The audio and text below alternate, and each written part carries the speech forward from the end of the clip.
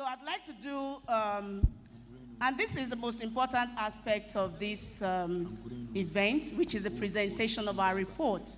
We started this report in January this year, and it should end by January of 2024. So we'd like you to listen, look at all that we have done, and if there are things we have left undone or untouched, we'd like to have your comments afterwards. So it is very important for us to listen, look at what we have explored, look at the areas. Then if there are things you think that we should add to the project, then let us know, or things that we took for granted or we didn't explore so much, we'd like you to let us know. So I'll begin the presentation.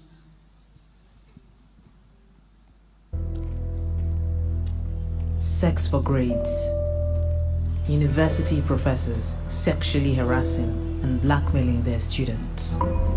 Situations have been going on for years, and every single year, every single department, every single student, there's always a story.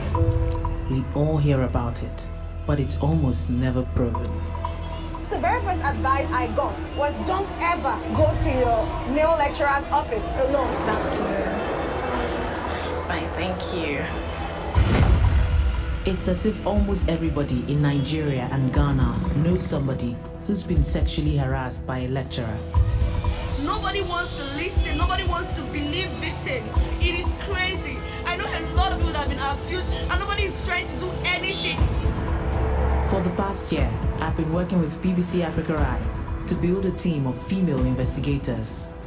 For the first time ever, we planted journalists posing as students inside our top universities, the University of Lagos and the University of Ghana, to secretly record men who sexually harass and abuse your sisters, your friends, your daughters. A lecturer will say that if you don't speak with me, I will not give you mark. Who are you?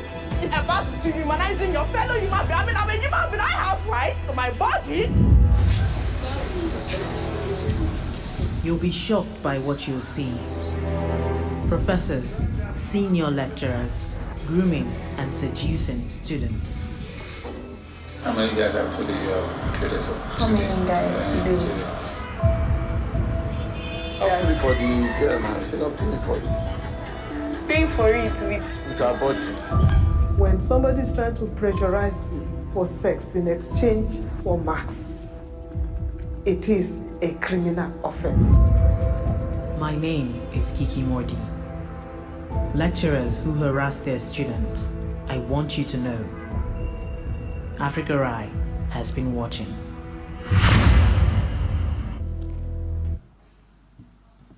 Thank you very much. How much support? Yes. Now, that was 7th of October 2019, and that was a BBC African 13-minute documentary. After that documentary, in 2019, we saw that, there has not been, other academic engagement of that issue. So, with this project, we open up opportunities for all academics to respond, discuss, measure, and bring all of these things into public debate. The purpose of this project is to map, measure, and solve problems related to sexual violence on university campuses in Nigeria.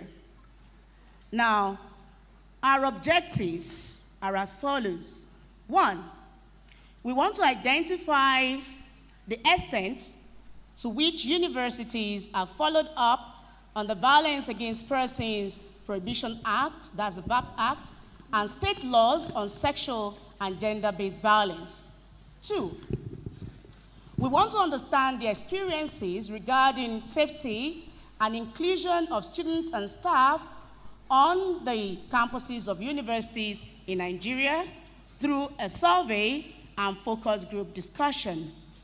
3, we want to use the learnings from objectives 1 and 2 to create a mentoring and training scheme for students and staff that aim to address sexual violence on university campuses in Nigeria. And 4, we want to assess the effectiveness of the mentoring and training scheme created in Objective 3. And 5, we want to share the findings and resources created during the project with policymakers and universities across Nigeria and in the UK. Now, our expected outcomes. We want to be able to present a report on the extent to which the state universities have followed up on state laws and inclusive university campuses in Nigeria. We want to be able to present a written report or publication on sexual violence on university campuses in Nigeria based on the findings from the survey and focus group discussions we've had with students and staff of the various universities. Then 3, we expect that we'll be able to produce a mentoring and training manual for students and staff. Then finally, we want to create a website that allows mentoring and training materials designed during the course of this project to be shared and engaged with after the project. Ethics and research integrity. Now, the Aston University team support with ethical approval and ensured that the research is carried out to UK equivalent standards of ethics and research and integrity. And of course, we had the LASU Research Ethics Team, Ethics Committee, also approved this project proposal. Now, when we started the work, we looked into policies, existing policies on sexual violence in the state universities, i.e. Lagos State University, Ojo, Lagos State University of Education, and Lagos State University of Science and Technology. We know of a fact that Lagos State University has a center called Center for the Response and Prevention of Sexual and Gender-Based Violence. And there is a policy on sexual violence and gender-based issues, which is available online and offline. Also, Lagos State University of Education, they have a unit that looks at issues relating to sexual and gender-based violence. But we could not lay our hands on their policy as at the time of doing this research. Lagos State University of Science and Technology, too, being a newly, updated or upgraded university now, also has a unit in the Student Affairs Division that takes a look at issues relating to sexual and gender-based violence. But the policy of that institution, as at the time we were collating this report, was being put together, and we were assured that the policy document will soon get the Senate approval. So as it stands, it is only one of the institutions that has an online and offline policy on sexual and gender-based violence.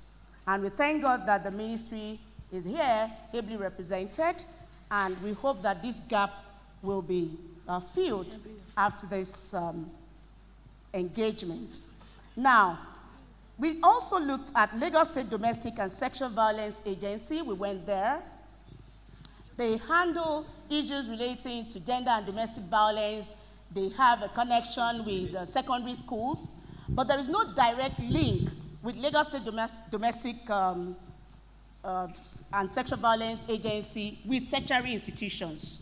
So they deal with all forms of domestic violence issues in Lagos State. Lagos also has a criminal law, all right, that they use to prosecute people, perpetrators of sexual violence. They also have protection against domestic violence law. So Lagos, as it stands, has an extensive law on sexual and gender-based violence, but they have not adopted the VAP Act because it is believed that the other laws available should be able to accommodate all of the things that the federal government is doing. But it would be nice if they can also adopt the VAP Act. And also we have, we went to the Lagos State Ministry of Tertiary Education, and it should be on record that this ministry was actually just set apart as a ministry in July 2023. All right, the Ministry of Education was divided into two, so that we now have Ministry of Tertiary Education and Ministry of Basic Education. So this is a welcome development. It means that now tertiary institutions now have their own separate ministry to oversee, okay, and, you know, supervise some of these issues that we're going to be raising here.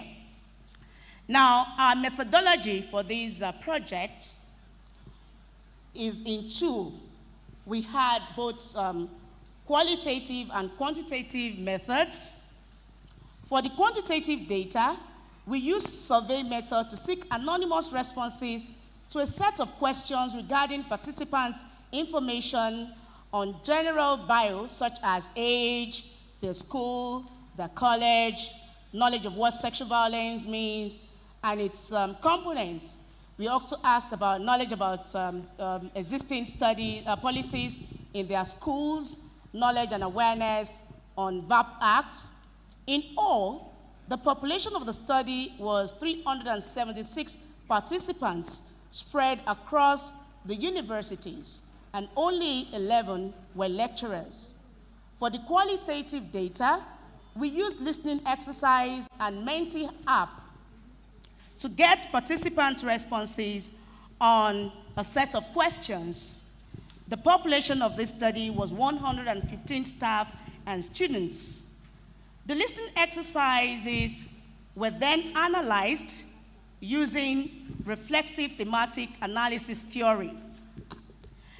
I don't want to bore you with the components or meaning of reflexive thematic analysis, but basically, that theory allows the participant or the researcher to look at prevailing patterns or themes that are in the responses generated by participants. So if you look at what are they saying, what things are they touching on, so you put them together, categorize them, which is what we did.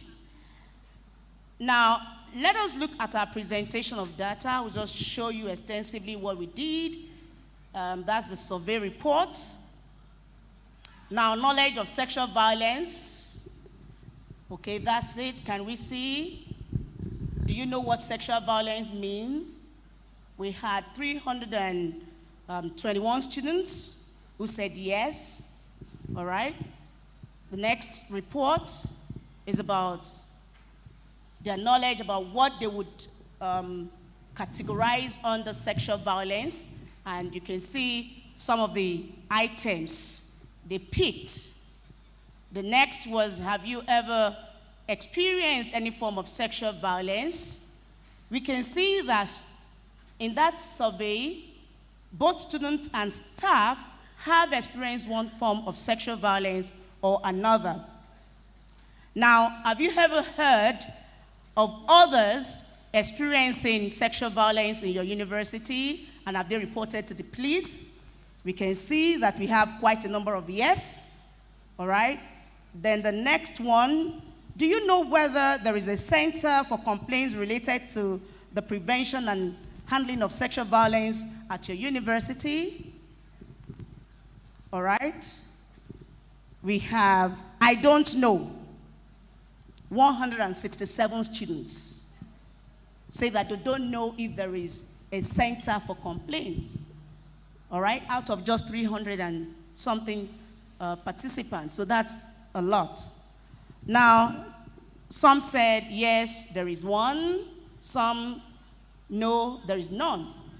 Even when we have established that there are units taking care of these things. Now, do you know the regulation regarding the prevention and handling of sexual violence in your university? No, we had 208 students. All right? Lecturers, you see, we have 3 saying they don't even know that there are policies.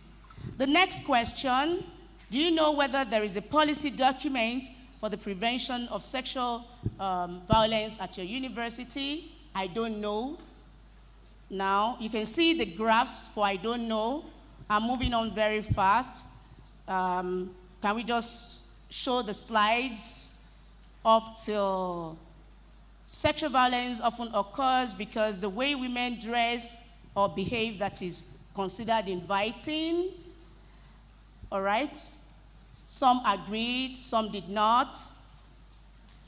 Now, we move on to,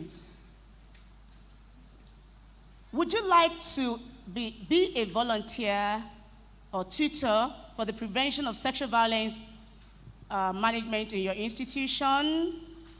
Now, we have 171 students say that, yes, they want to be involved. They are ready to be active participants, agents of change. So it means that if we enable our students, they will want to be part of this project to push sexual violence to the background and completely eradicate it. Now, our Mente reports also, we just wanted to establish if truly people experience forms of sexual violence, and we asked in the Mente, which is now a closed participant other than the one that we sent out to the public. Now, if you look at that report, have you ever been a victim of bullying, harassment, unwanted sexual advances, or any other unsolicited behavior? We put all of the 3 institutions together. Now, the idea is not to label or name or, castigate any institution. And that is why we have just said school A, school B, school C. So that it's not looking like we want to denigrate any institution. Now, if you look at these statistics, you see that both lecturers and students, you see we have females, students, we have staff saying yes. So it means that sexual violence is not a student issue, okay? It cuts across everyone. So you can see the percentage below.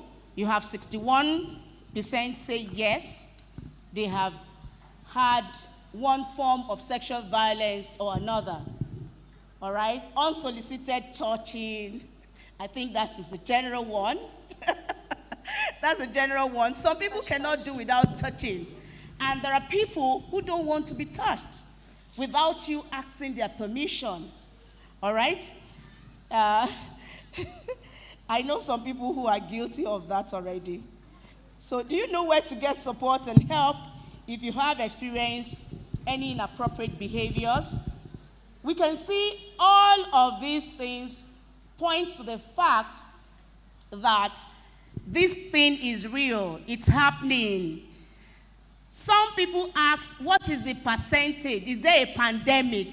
We don't need to have a pandemic before we begin to say no means no.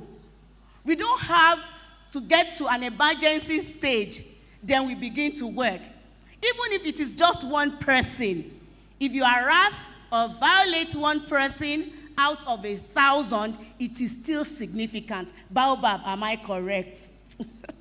Thank you. So that Baobab is the non-governmental agency who have stood with us consistently from the beginning of this project. And I thank you, our wonderful Miss Anne Adidu. She's an international consultant, and she has been with us from the beginning up to this moment. Thank you. Please give her a round of applause. Thank you, Anne. So, and if you look at the report, where there were policies, the effectiveness of those policies were not really rated by both staff and students. Some complained that even though there are policies, the process is not transparent. And when violators or perpetrators are prosecuted, the report is not made known to the general school population. So it still means that they don't know what is going on. It's available, but what's happening? How did you handle it? Now, the prevalent themes in the expressions, in the listening exercises we had are quite very informing. So I'll go to the app that we use to represent the themes. So we found that there were still stereotypes relating to respect for elders. We found that there were stereotypes relating to proximity with opposite sex. We found stereotypes relating to beliefs. And, you know, this has other forms of manifestations. This report will be made available on our website, which we'll still see in a short while, so that we can have a good grasp of what we're talking about. Now, universities must hold training activities, workshops, seminars related to the topic of prevention and handling of sexual violence at university level on regular basis. We had 229 supporting that. So it must be a constant engagement. We must make sure that we engage regularly, not maybe once in a year kind of thing, maybe when you have orientation. I remember that when we had capacity building, one of the students in our session said that she's in 300 level and she has never attended any workshop on these things that we're talking about. Yes, there are workshops, but it is not all students that engage with such workshops, and they claim not to be aware. Now, we also asked specifically that would you like to be involved as a volunteer for the prevention? A lot of people said yes. Do you want task force to be in your university for prevention and handling of sexual violence? They said yes. Now, with all of these key findings, these were our executed actions and recommendations. So I'm now on executed actions and recommendations. Now, in a bid to address some of the findings of this study, we have done the following. We developed a training manual that can be domesticated for training staff and students, and this manual was used to train volunteers at the Lagos State University, which comprised 9 staff and 18 students. Now, if we look at the graph, I think this is visible enough. No, that's where we are now. If we look at the graph, are you confident to support someone who has experienced sexual violence? All right? If we look at the first graph, then that one is the pre-training assessment that the staff filled. It was a form. So after the training, you can see now that we have blue. Now, that blue is extremely confident. So we had people who were confident initially, now moved from being confident to extremely being confident. So it means that when you have adequate knowledge, you'll be able to help. You'll be confident to help somebody say, okay, yes, let's do this. This is how we're going to do. So you can see that there is progress from where we started from with the staff and how it ended. Now, are you aware, how aware are you on the impact of sexual violence on staff? You can see that that has even changed. Now, how confident are you in taking the lead in solving any problem in your department or school? All right? You see now that we have people, after engaging with the training, said they are more confident to push this agenda forward. Now, let's look at the students' training. Now, the student training was amazing. If you look at the first visual representation, there were students who were extremely confident, there were some who were confident, there were some who were not confident at all right? But look at, after the training, look at the blue, all right? That's the way to look at it. You can see that the blue now has expanded. That was huge for us, you know. It gave us a reassurance that, yes, these students are ready, all right, to go with us. Now, all of the yardsticks, all right, reveal that the students were in this project with us. So we believe that the capacity building manual that we used can also be domesticated by other institutions, by other non-governmental agencies, and other schools who want to engage with it. And it can be domesticated. You don't have to use it the way we have used it, but you can also just follow the pattern. Then secondly, we developed a website that will globally accommodate willing mentors and mentees across Nigeria and in the UK. So that's the way the website is going to look like. We're going to launch it in a bit. All of us will be able to log on, explore it, look at all the things that we have done, and look at all downloadables.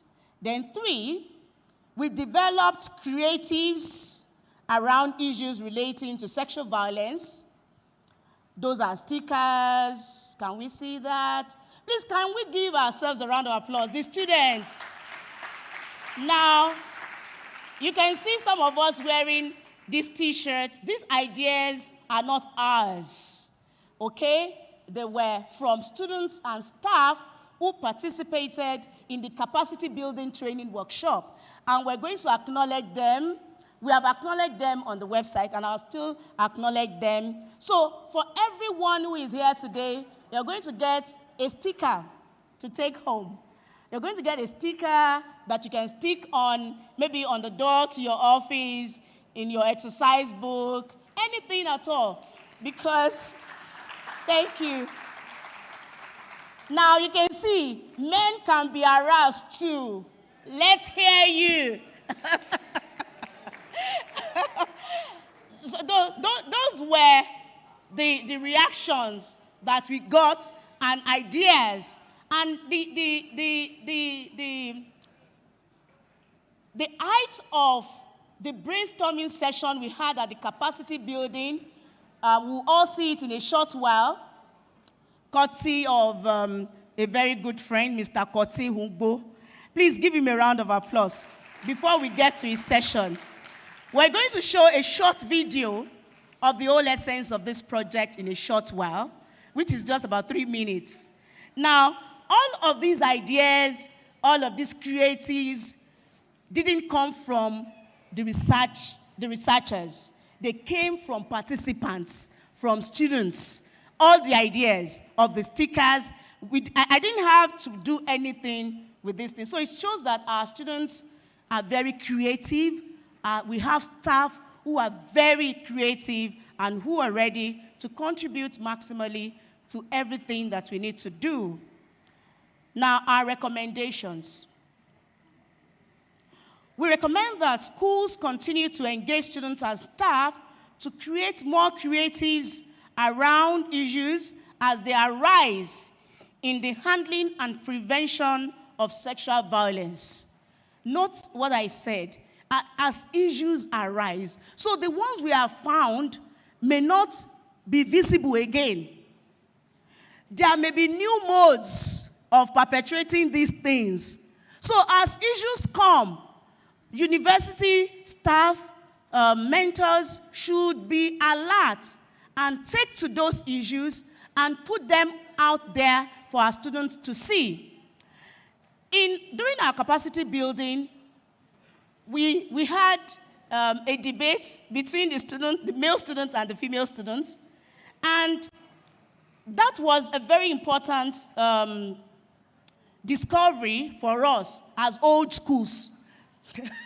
As old schools that we are, you know, the guys were saying that, why would you come to my hostel and do all of that if you don't have something in mind? And the girls like, come on, what kind of thought is that?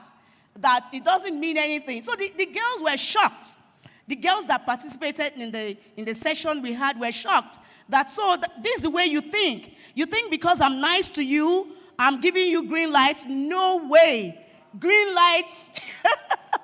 So that was how we came about. Green lights is not consent. Seek permission. Am I speaking your mind, girls? So if a girl hugs you, she's close to you, she gives you all the smile, and you think that the next thing is to go to the next level. They are saying that green light being nice is not what? Equals to consent. Are we still together on that? So green light is not consent. We need to seek clarity at all times. Now, we also recommend universities should embrace the website, which we're going to launch, and continue the mentor-mentee structure. We believe that from the student discussion, we don't have to force any mentor on students.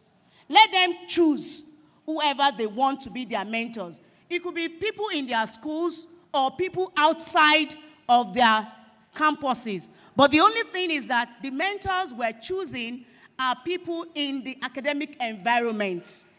So whether you are an academic staff or a non-academic staff, if you are willing to impact someone, you just fill the form online. Then we have a steering committee that will look at your CV, will do some background checks before we approve that you should be one of our mentors. Then mentees can also go to the website, click it, and tell us what they want. Then we match them with their proposed mentors if they still have vacancies for them. Because as a mentor, you can't have more than 2 or 3. And we have rules of engagement. Then 3, we said there must be a synergy between the relevant government authorities and tertiary institutions. We want to see that link. We don't want that, okay, we have put a law there, yeah, you should be able to handle it. Just like domestic sexual violence agency is going into secondary schools, we want the Ministry of Tertiary Institutions to also go into tertiary institutions and work with domestic service sexual violence agency. Now, finally, formation of relationship policy. We see that is missing, that is still missing. In a case where there is a relationship, an existing relationship between a student and another student, between a lecturer and another lecturer, between a lecturer and a student, there should be clear relationship policy of how far. Not that you are in a relationship with a lecturer and something now happens and then you now say, he wants to rape me. Without knowing that there was an existing relationship. Or you are in a relationship with a guy already, there is consent, then you now say because you are fighting now, you want to put the guy into trouble. So there should be a relationship policy because we know that people would want to date. Yes or yes? In conclusion, we believe that sexual violence will continue as long as there is imbalance in the power dynamics in institutions, as long as the generality of the population are not adequately aware of policies, and as long as there are no deliberate efforts to establish a culture of responsibility. I need to emphasize this. Now, we know that there are things in place, but who does what at what particular time? It is not one-off thing. It's not something we say now and then that's all. Who is monitoring? Who is following up? Who is evaluating? Who is giving reports? When are we expected to get reports? So there should be culture of responsibility when we give people offices or functions to perform. And we also, to this end, it will be instructive to continue to engage the issue of sexual violence and partner with relevant institutions that can provide support in terms of mentorship and comparing of notes on best practices. Thank you, everybody, for listening.